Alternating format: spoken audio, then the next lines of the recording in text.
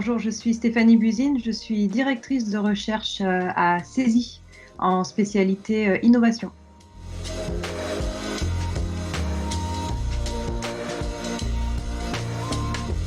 Alors effectivement, moi je travaille sur l'innovation, mais surtout sur les aspects non technologiques de l'innovation.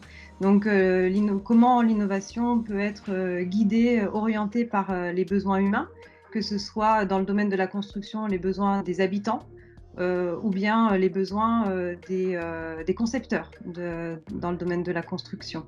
Et donc, en particulier, dans mon équipe, on travaille dans un cadre théorique très spécifique qui s'appelle la théorie de l'autodétermination. C'est une théorie de la motivation humaine.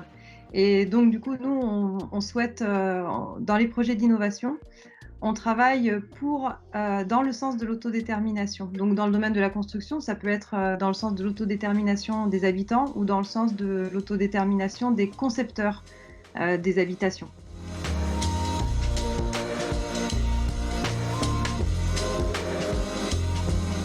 Je n'ai pas de réponse toute faite à apporter à cette question-là. Parce qu'en fait, la digitalisation et la robotisation, elles vont surtout dépendre de la culture de l'entreprise. Il faut qu'elles soient en accord avec la culture de l'entreprise et notamment avec le sens du travail dans une entreprise.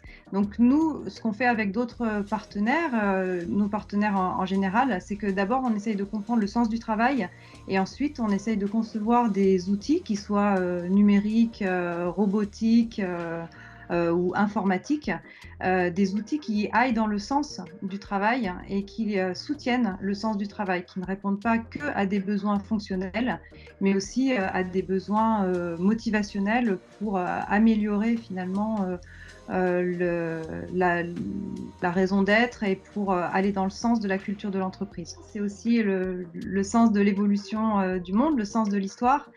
Donc je pense qu'on peut y aller plus ou moins rapidement, mais que de toute façon, il faut s'engager dans ce mouvement qui va vers la digitalisation et vers la robotisation et faire cette transformation avec le plus de sens possible.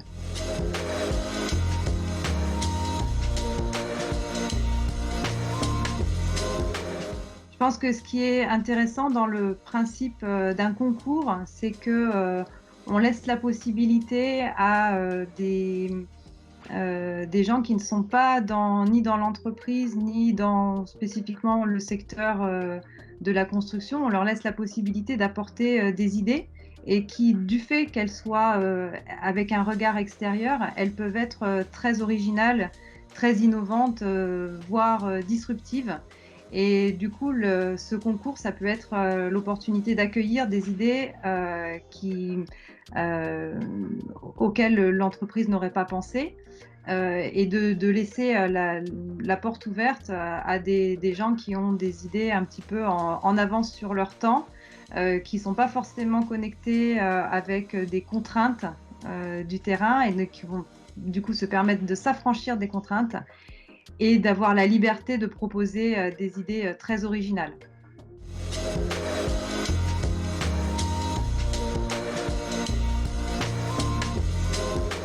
Alors, je pense que le bâtiment idéal, c'est le bâtiment qui répond aux besoins des usagers. Et donc, nous, toujours dans ce prisme théorique qu'on adopte, en fait, on essaye de se caler sur les besoins fondamentaux de l'être humain. Donc, des besoins fondamentaux universels, dans la théorie, il y en a 3. Donc, un besoin de compétences, un besoin d'autonomie et un besoin d'affiliation. Donc, pour donner un exemple, si on se dit que le bâtiment, la construction doit favoriser le besoin d'affiliation de l'être humain, donc ce besoin relationnel, bah, ça peut donner lieu à des réflexions intéressantes, originales, et puis ça peut donner lieu à des idées innovantes si on se pose la question comment est-ce qu'un habitat ou un bâtiment peut répondre à ce besoin relationnel de l'être humain.